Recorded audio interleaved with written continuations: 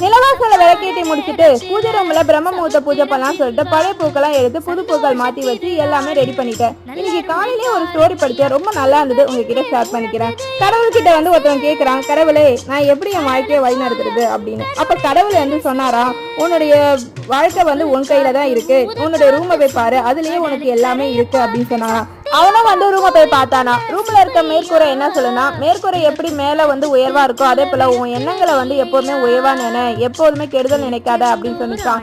Fan என்ன சொன்னிச்சுன்னா, fan எப்படி நமக்கு குளிர்ச்சியா காத்து தருதோ அதே போல மற்றவங்க வாழ்க்கையை நம்ம நல்லதே நினைப்போம் அப்படின்னு சொல்லிச்சான். கேலண்டர் என்ன சொன்னிச்சுன்னா, நம்ம எப்படி டெய்லி நம்ம புதுப்பிச்சுக்கிறோமோ அதே மாதிரி நம்ம வாழ்க்கையில ஒவ்வொரு விஷயங்களையும் நம்ம புதுப்பிச்சுக்கிட்டா நம்ம வாழ்க்கை நல்லா இருக்கும் அப்படின்னு.